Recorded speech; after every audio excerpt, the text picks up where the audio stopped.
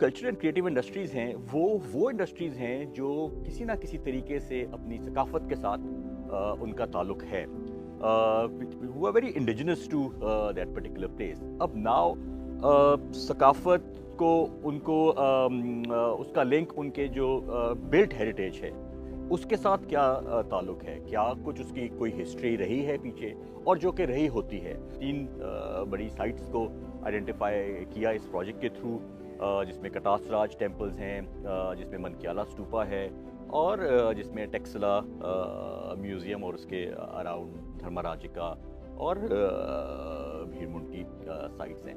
अच्छा, अब यहाँ के लोगों को ये देखना कि यार इनका जो है वो क्या इनका जो वो काम काज कर रहे हैं, जो रोज़गार कमाने के सिलसिले उनके हैं, क्या उसका ताल्लुक उस सकाफ़ती विरसे के साथ भी कुछ है, या फिर सकाफ़ती विरसा कोई रोल प्ले करता है उनके रोज़गार कमाने में।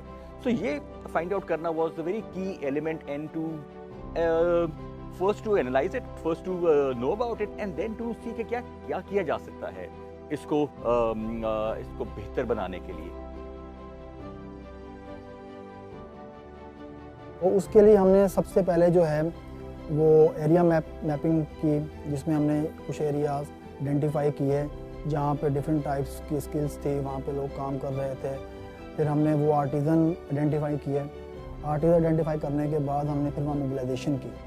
मोबिलाइजेशन का प्रोसेस में हमने लोगों को मोबिलाइज़ किया, उनको तैयार किया इस प्रोजेक्ट में शामिल होने के लिए, ताकि वो जो बिज़नेस कर रहे हैं वो अपने काम को कैसे बेहतर बना सकते हैं, अपने काम को कैसे आगे बढ़ा सकते हैं।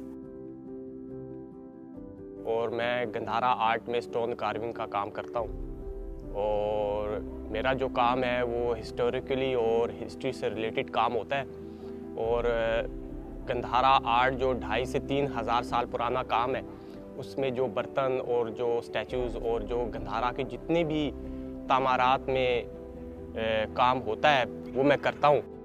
और ये कारोबार करते हुए मुझे 8-10 साल गुजर गए हैं, और ज़्यादातर हमारा ताल्लुक जो है ना वो साल्ट क्राफ्ट से है, हैंडी क्राफ्ट की। उसमें भी हम इसको इस्तेमाल करते हैं। साल्ट में हम बनाते हैं, लैंप्स वगैरह बनाते हैं।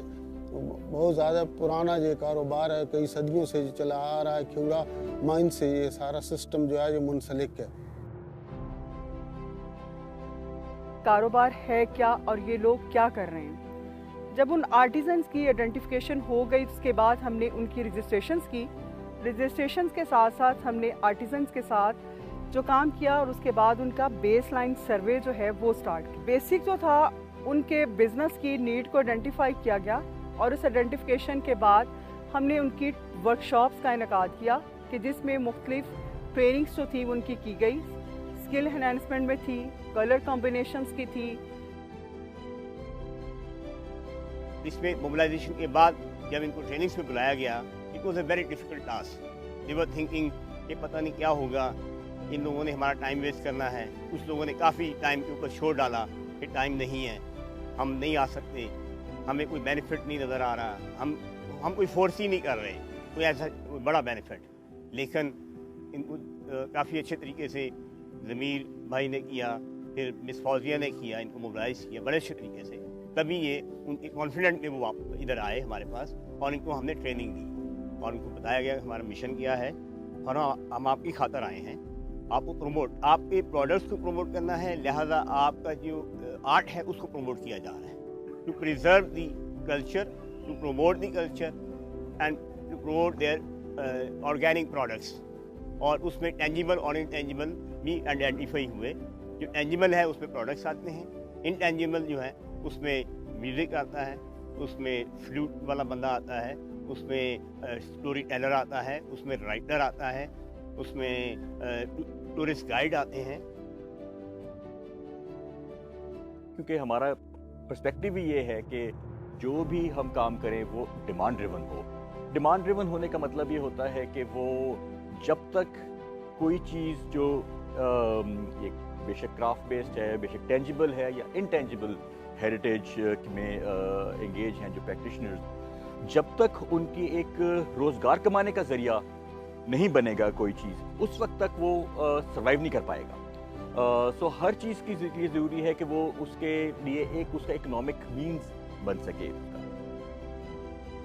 मार्केट लिंकेज के लिए एग्जीबिशन करवाई लाहौर एम्पोरियम मॉल में, जहाँ पे ये लोग अपनी प्रोडक्ट वहाँ पे लेके आए थे, इन्होंने स्टॉल वगैरह लगाए और कुछ चीज़ें वहाँ पे सेल आउट की, और सेल आउट के साथ फिर इनकी हमने बाय सेलर मीटिंग करवाई, जिनमें इनको इनके नए लिंकेजेस बने और उनके थ्रू इनको ऑर्डर वगैरह मिल रहे हैं। उसका फ़ायदा एक ये हुआ कि अपने हम इलाके से, अपनी शॉप से छोड़ के लाहौर गए, वहाँ पे नए हमें लोग मिले, नई एग्जीबिशन में नई लिंक जो है लोगों के साथ, हमारे ताल्लुकात जो है वो बढ़े। इससे पहले भी मैंने काफ़ी एग्जीबिशंस भी की थी, लेकिन जो मैंने ट्रेनिंग ली है कारवान की, तो उसके बाद मैं मेरे काम में काफ़ी निखार आया। मुझे समझ में आया कि काम किस तरीके से करना है, लोगों के दरमियान किस तरह से उठना बैठना है, लोगों के साथ डील करना है। तो उसके बाद काफ़ी चेंज आया है, और इस इदारे ने जो एग्ज़िबिशन की है अभी, तो अब हम आए हैं रावलपिंडी से, तो मुझे बहुत अच्छा लगा और यहाँ जो रेस्पॉन्स मिला मुझे बहुत अच्छा मिला। मिसाल के तौर पर हमारे पास अगर कोई कस्टमर आता था तो वो अगर हमसे चीज़ नहीं लेता या कोई बात करता था तो हम कहते थे कि यार अगर लेना है तो ले लें, वरना हमने अपनी चीज़ सेल नहीं करनी।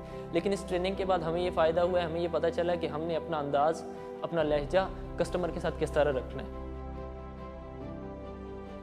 उस ट्रेनिंग में हमें बताया गया कि टीम वर्क आपने किस तरह चलना है, आपने क्या कहते हैं, आपने कस्टमर से कैसे डील करनी है, आपने सेटअप कैसे बनाना है, आपने डिस्प्ले कैसे करना है, किस लोगों से किस तरह मिलना है। उसमें हमें काफ़ी चीज़ें बेहतर मिली हैं। फिर उसके बाद उन्होंने एग्जीबिशन में हमें बुलवाया लाहौर में, और माशाल्लाह हमारा 3 दिन से इवेंट चल रहा है और 3 दिन से बहुत अच्छी सेल हो रही है, और अल्हम्दुलिल्लाह इसमें हम फिनेंशियली तौर पे काफ़ी जो है ना मजबूत हुए हैं, जिससे हमारा जो है ना रोज़गार आगे बढ़ेगा।